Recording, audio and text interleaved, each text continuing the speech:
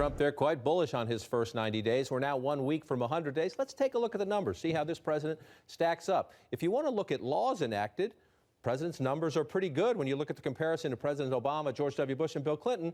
I just want to note, though, and go to the Library of Congress website and take a look at this, none of these are signature campaign achievements. Yes, he signed 28 laws. Some of them are important, no doubt about that, but none of them from the big campaign promises. So that's one of the challenges in this final week of the first 100 days. The president has signed, again, more executive orders than any of his most recent predecessors. Some of these down the road, as they're implemented, could actually bring big change. Financial regulation, for example, Obamacare, if they don't get to that legislatively. A lot of them, though, actually defer big campaign promises, like on trade. The president now calling for studies. He said on day one he was going to take dramatic steps. By the numbers, it's high. By the impact, we'll see.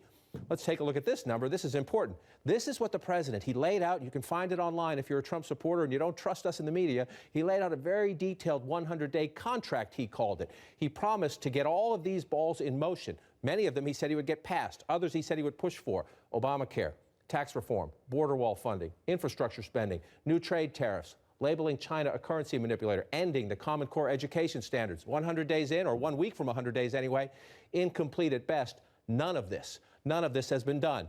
Calls into question. The president seemed to think that getting this done, which has proven to be quite difficult, he once thought it would be pretty easy. We're going to make America great again. It's going to be easy. It's going to be easy. It's going to be easy. It's very easy to be presidential. We have drugs. We have debt. We have empty factories. That's going to end. That's going to end. So easy. So easy to solve. Believe me, the jobs are coming back, folks. That's going to be so easy. This is so easy. I want to jumpstart America, and it can be done, and it won't even be that hard. Turns out it's pretty hard. So hard. And remember, he said that we're going to be so sick of winning by the time he's president. Not sure we're quite at that.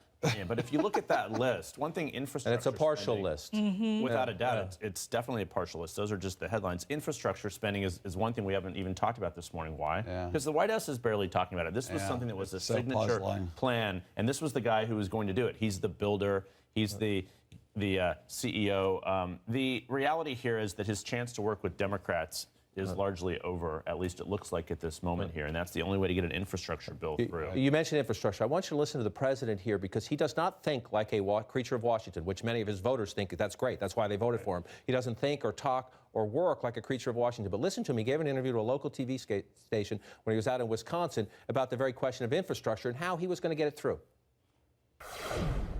How soon will you deliver on your promise of $1 trillion infrastructure investment? Very soon. I think it's going to come probably as part of one of the other bills.